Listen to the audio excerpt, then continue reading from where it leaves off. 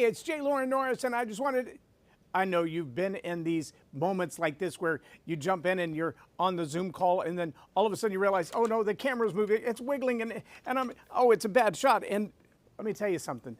There are very few things you can do to destroy your credibility as a leader, as a presenter, as a professional, than to not take good care of your audio and video before you get on the call. And that's what we're going to talk about in this episode of Leading Leaders. Stay tuned. Master the Story Power method to captivate your audience, improve workplace culture, and 10x your fundraising. Scan the QR code to book your first coaching call or visit storypowercoach.com. Hey, real quick here, I want to remind you of the Kingdom Cohort. If you're not already involved in the Kingdom Cohort, get signed up now. You're going to go through 6 weeks of story power training to learn how to master your stories. You're going to go through 6 weeks of attitude hack training, which will teach you how, whether it's corporate environment, in your church, or in your family, to build leadership, brand, and culture. Then you're going to go through Lead the Narrative to help you identify the false ideas that are out there that are damaging our society, our brand, and our culture, not only to identify them, but also to counter them. If that sounds like a great challenge for you, I want you to jump in to the Narrative Warrior Kingdom Cohort. Do it now. Subscribe now for access to our extensive media library of leadership lessons promoting faith, family, and freedom. Begin your personal growth plan at storypoweracademy.com for leadership development and communication skills training. I'm Loren Norris with Leading Leaders Podcast. If you've ever been on a Zoom call, a virtual meeting, a summit, and you've seen someone struggle with their camera angles, their lighting angles, the right kind of microphone, not having a microphone at all, you know how quickly you just want to hit end. I've seen it happen over and over again, and I've seen it happen to some of the best in the world. I've been on calls with billionaires where I've paid to be in a coaching program with them, and their audio cuts in and out. And most people, myself included, have a very low tolerance for that kind of stuff. Now, I'll tell you, one of my biggest frustrations is that often when I get into subject matter that's really deep, really heavy, maybe it's politically leaning, maybe it's educational leaning, maybe it's about health, maybe it's about faith, it's ironic to me how often my live stream video just loses its audio or it just goes off the air and there's no explanation for it. I can tell you that because we own our own studio, our own full production studio, we're not deeply concerned about that. It's a little frustrating, and I know it's frustrating for those who are watching the podcast. By the way, we just crossed 175,000 downloads on Spotify in the last 120 days. 15,000 lifetime up to that point. That's 10 years, and we just crossed 175,000. It's like a hockey stick curve. I know I got a long way to go. I'd like that to be 175 million. Maybe one day that will come. But here's what I do know. The production quality has made a huge difference. We've asked marketing people, we've asked individuals that are watching the podcast, we've asked the television broadcast companies that carry our content. And I know there are a lot of people who are like, well, I can just hold up my phone. Well, you can just hold up your phone. And you can put your phone on the steering wheel while you're driving, and people can watch the trees on the leaves over to your head through the sunroof and pay very little attention to what you're saying. Or you can hold it a little bit higher like a teenager doing a selfie and get a different look like it's staring down your nose. There's one particular person that I see on Facebook all the time that it seems to me like they're trying to reveal their belly button through their shirt top with obstacles in the way. And I have no idea what they say because it takes about 2 seconds of me seeing that on the screen before I actually move to something else, because that's not what I'm here to look at. See, the challenge for a lot of people in that production side is they think to themselves, I'm an expert in my content. Awesome. I'm a pretty good communicator. Awesome. But it's very easy to make very small mistakes that affordably could be fixed, but you didn't know to fix them, and so you didn't fix them. And those three key areas are your camera angle, your lights and lighting angle, and your audio. Now, I know a lot of people who will run out there and buy a brand new 4K camera. I know people who've bought the robot cameras and the Mevos when they were super popular. Mevo's got a better camera now than they had when they first came out. The one that looked like a Coke can, if you were not connected to the highest speed internet access, the Wi-Fi signal from that device wouldn't even stay connected to your phone. And forget the idea of sending that into a mix with multiple cameras. Forget the idea of live streaming that to the internet and watching your preview playback. That doesn't happen. There's just no way to do it. And so over the last 10 plus years, we have invested a lot of time and a lot of money in building the studio that we have. In our studio, we own 3 4K cameras. They are all different formats of camera. And by that I mean, I have one that is a studio production 4K camera. It's a big honking camera with a 20x optical zoom and another 10x digital zoom on top of that. So you can shoot it way down there. It's great for Steadicam work. It's really heavy.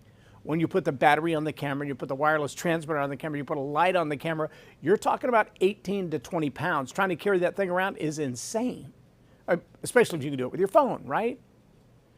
See, understanding that these different tools and technologies have different applications, and the one that you need is going to make a big difference. As an example, I have a client. We've been working together a little over 2 years. Recently sent me a message on a Facebook and said, what do you think about this tool? Perfect little earpiece microphone, goes right over the ear. Let me tell you a true story. I was at an event and they knew that I own my own AV company, but I was there as a speaker. I was there to help promote some events that were coming up and sell some tickets to an event that I was hosting as well. And at this event, one of the other speakers walks in and she's like, I know you know sound systems, so here's my microphone. I said, well, I do know sound systems, but they're not paying me to do AV today. That's not my sound system. And this is a cool microphone, but where's the rest of it? She goes, look, I bought a microphone. You should know what to do with it. Well, truth is, and I actually have one. It's not in the studio right now, but I have one. It comes in a nice little leather case. Maybe you've seen one of these. Costs $200 or $300. It clips over your ear. The little boom comes down right in front of your mouth. It has a little wire that comes down. And that wire, it has to connect to something. It has to connect to something that looks like my belt pack that's in my pocket. It has to connect to a transmitter. And even if you have the transmitter on the end of the microphone, it has to have a receiver at the PA system in order for that to work. In the case of in your studio, your virtual world, I'm going to walk over here to this camera and show you up close this little guy right here. This is a tiny little $20 investment. But this little guy right here, when plugged into your device, looks just like this. So I can take this little iPad and I just take this tiny little receiver right here, boop, and then I take this little microphone right here, I can put it in my pocket, I can clip it on my shirt, just like my professional lapel that's connected here right now. And then all of a sudden, I have complete audio connected to my camera. Now, if I were in front of this camera and I had my audio connected to that camera, that's where I want that best thing set up. I want to be able to hear that.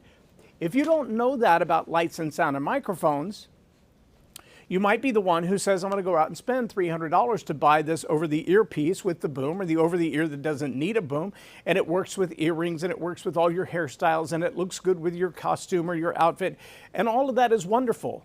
But if you don't know how to connect it to your laptop, to your iPad, to your camera, to your phone, or to the audio system, the PA system, you've spent $300 on nothing. You probably should have a technical advisor for that. Now, I can also tell you some of those over-the-ear microphones, some of those lapel microphones, have another challenge, and that is some clip over both ears, some only go over one ear, some go behind the ear and then come forward from underneath, some go over the ear and come forward from above. Each of those different styles of microphone have different challenges. Some of the ones that come from the bottom, but they go around both ears, they stay pretty stable. They stay in place, they don't move a lot, they stay below your mouth, so they pick up really good. When they get rocked a little bit, they get right up in front of your mouth. You get that wind pop. Every time you pronounce a P, it sounds like you're trying to pop a balloon. It's just insane. The only way to keep that good is to be down below your lip. Believe it or not, people say someone with a beard and like, oh, that's going to make noise all the time. No, the beard actually helps it stay in place most of the time. So if you've got that kind of over the ear, just know which one you're comfortable with. And this sounds bizarre, but it's true. You should take a look at all of those designs because the size and the shape of your ears and the placement of your ears on your head will change where the microphone fits you. I know you get into a lot of environments where what they have is a lapel mic, like I have on my jacket today, or they have the over the ear, and the option that they offer you is your option. That's all you got. I recently was at an event. One of the ladies came up to me and I asked her before she went on stage, I said, do you want the over the ear mic? Do you want the handheld mic? Or do you want a lapel mic? She's like, oh, whichever one's good. I said, well, they're all different. And so a lot of it has to do with, do you talk with your hands a lot? Are you Texan or Italian? Because they talk with their hands a lot. And when you have a microphone in your hand, and I should have got one out, I didn't. If you have a microphone in your hand and you're talking like this, and then you start waving your hands around and you know, you have to shrug your shoulders, all of a sudden your audio doesn't sound like mine sounds right now. It sounds like you're too far away from the microphone for anybody to hear you. And if you've got a lapel mic on and you turn your body toward the mic, it gets really loud. And if you turn your body away from the mic and you're talking over the other shoulder, I'm talking at the same volume, but it doesn't sound the same because my microphone's over here. I need to know that as a presenter. If the person running AV is not a presenter, they're just a sound person, and that's no slight, it's just knowing the way that people move, knowing the way that they talk. It gives us a huge advantage. Maybe you saw my podcast a few weeks ago where I just said straight up, I cheat.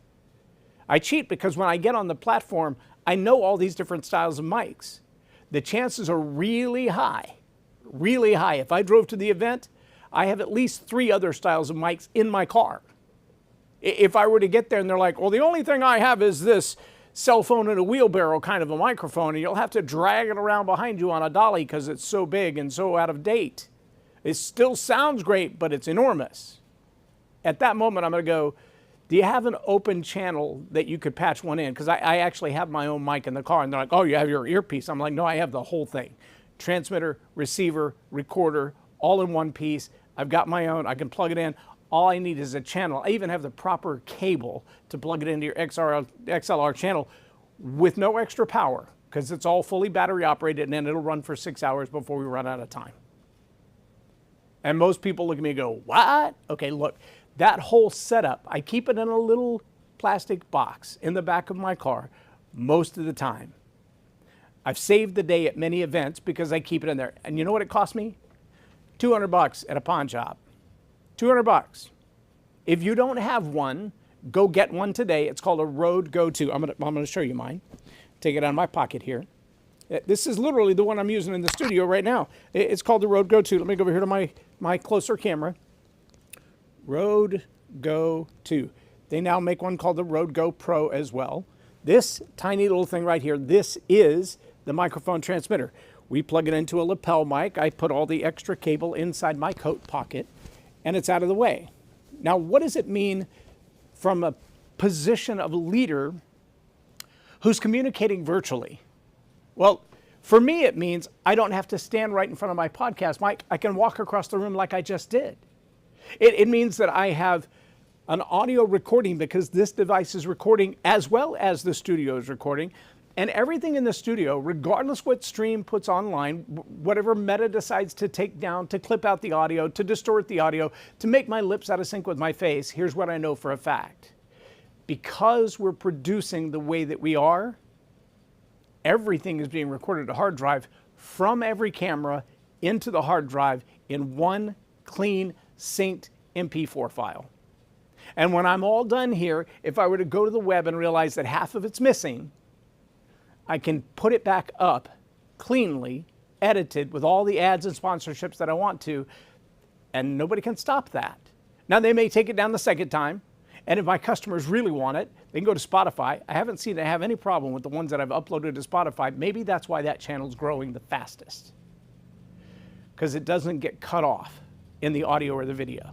Now, there are a lot of other ways to put your content out there. I know there are a lot of people who use, I won't even name them, there are probably 10 or 12 different platforms that you can live stream, and record simultaneously.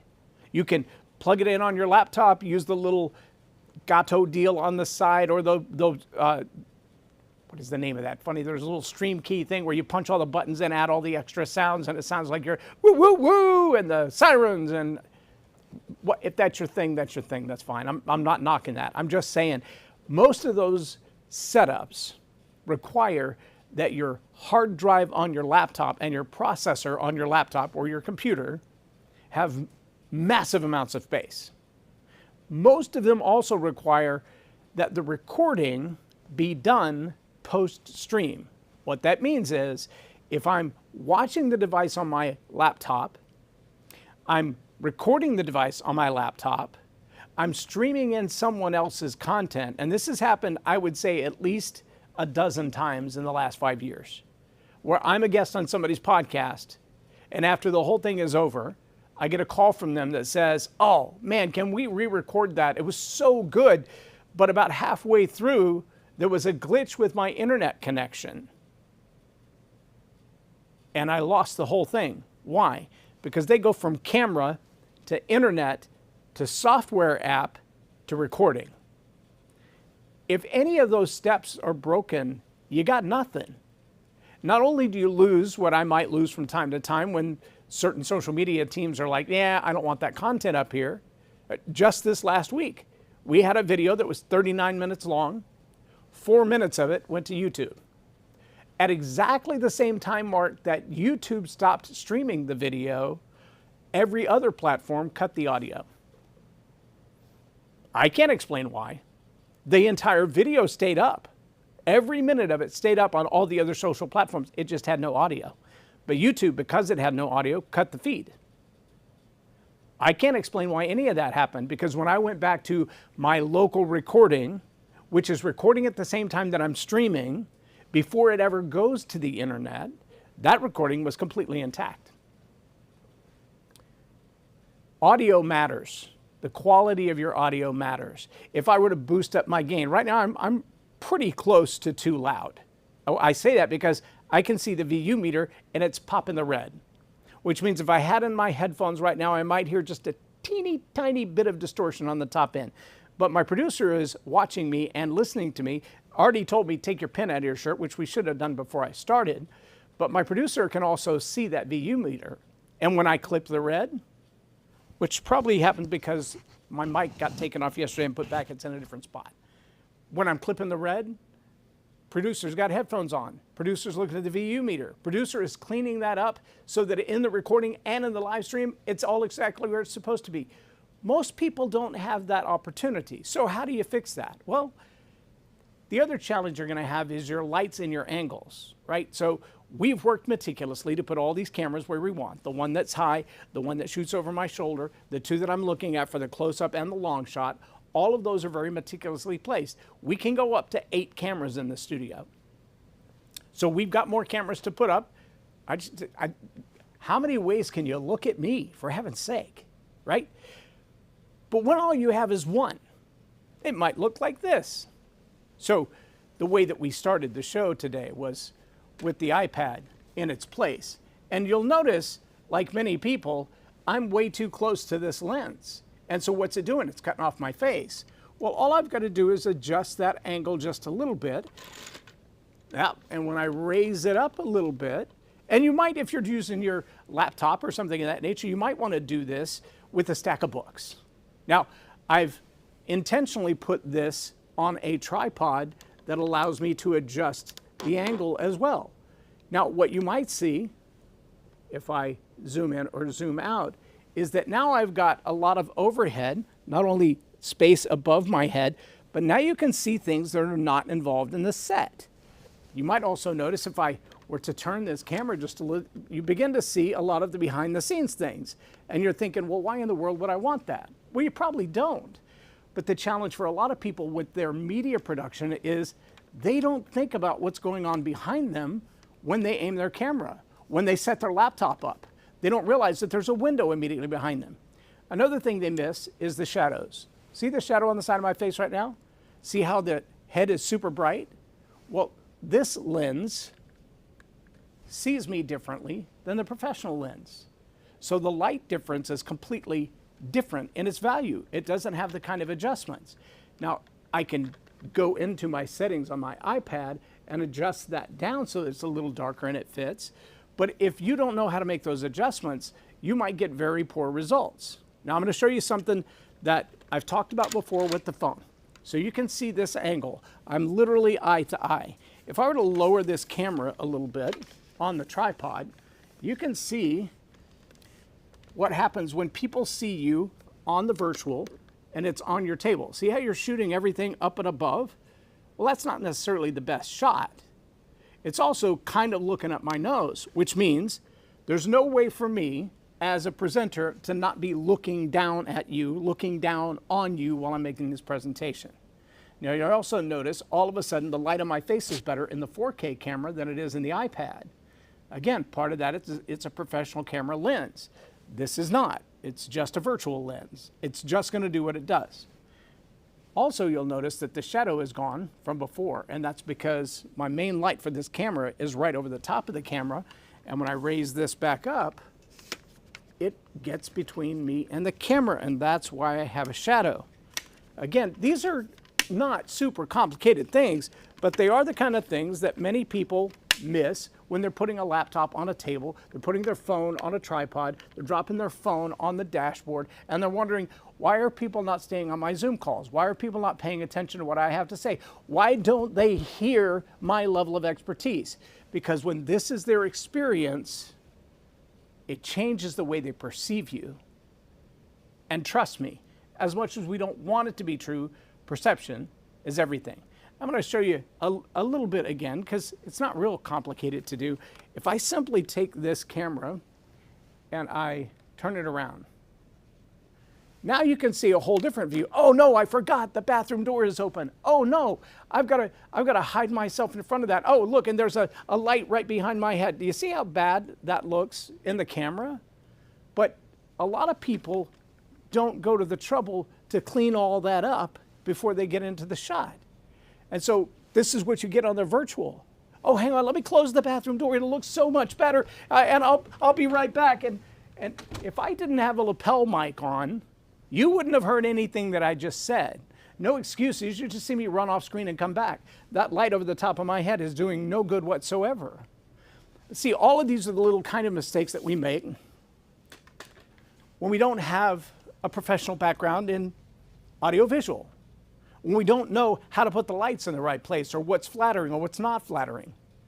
And I can tell you, like I said, on more than one occasion, I've been on calls with billionaires who have great advice, millionaires who have great advice, local mom and pop shops who have great advice, and a $20 microphone. I'm not kidding when I say this. You can go to Amazon and look for this little mic right here. This little mic right here for 20 bucks will connect to any lightning port device. I have another one that I bought on Amazon for 20 bucks. That little adapter can be Type-C for your new Androids and your new iPads, or Lightning for your phone. And in the box, 2 of these microphones, 2 of them. So you can plug that one little receiver in and plug 2 of these mics in and do an interview with your phone. If you do invest a couple of $100 instead of 20, if you invest a couple $100 in the Rode Go 2, there's actually a software app you can download to your phone, put your phone on a tripod, and it will record from your front camera, your back camera at the same time. So you can do interview style video with clean audio right from your phone. I'm not saying that those technologies need to be set aside for the investment that we made in this studio. All right, I'll tell you, you're welcome to come to this studio. There's a fee for it for the day. I'll coach you up on your lighting and help you with your communication and all that kind of stuff. But you can rent this studio for the day. We'll change the sets in the background to make it what you want. But there's a way to use technology you already own. There's a way to invest 20 bucks here. You saw the lights that are in my studio. Those are about 150 bucks a set. Yes, we have 9 of them and other lights in addition to that. But for 150 bucks for the lights and 20 bucks for the microphone and the phone that you're already paying every month for, you can do great production quality.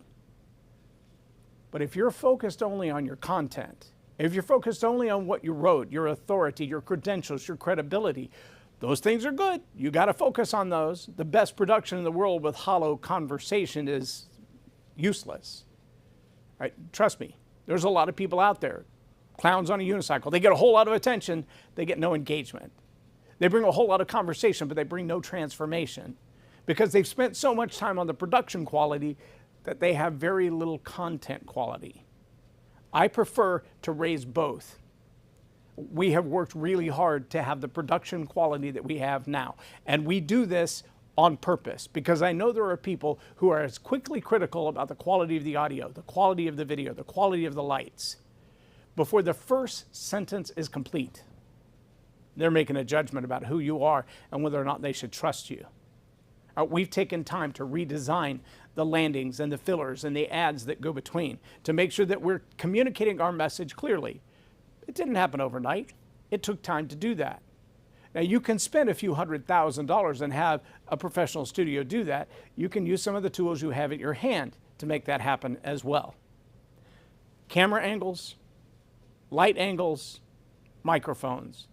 Those three things will make a difference in your virtual meetings, your trainings online, your communications, and I don't care if it's an interview on somebody else's podcast or it's a conversation you're having with a friend or a coaching client. Those tiny little details matter. At a minimum, make sure you know what's in your background. Maybe you've seen it. It's been a long time. There was an eBay ad where a guy was trying to sell some stuff, took a picture of a tea kettle, and didn't realize that his birthday suit was visible in the reflection of the tea kettle. And about half the world saw his birthday suit because he took a picture of a chrome tea kettle. Probably not the way you want to be remembered in this world. But if you do want to be remembered, if you do want what you produce, what you create, the content that is your signature, if you want that to be recognized, appreciated, shared, have the potential to go viral, it doesn't take a lot to invest in some lights, invest in some microphones, and use them in such a way that you sound and look as professional as you are. Be the leader that you are. Make these small, uncomfortable adjustments to raise the quality of your presentation as you raise the quality of your content. I'm Loren Norris with Leading Leaders Podcast for Tell It Like It Is TV and Story Power Academy. Have a blessed day.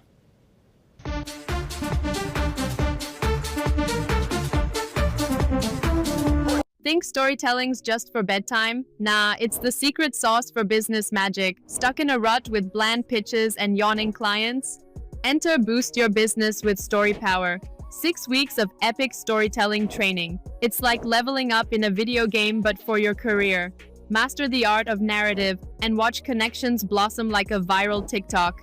Simple, impactful, and game-changing. Ready to transform your biz vibes? Dive in now and make storytelling your superpower. Subscribe now for access to our extensive media library of leadership lessons promoting faith, family, and freedom.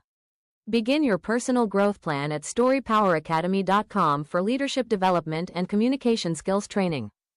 If you've ever been in that moment where you hear someone telling something to someone you care about, a spouse, a student, a coworker, your own kids, yourself, and as you're hearing what they're saying, you're thinking, well, it sounds so intelligent. They express it so well, but it just doesn't ring as true.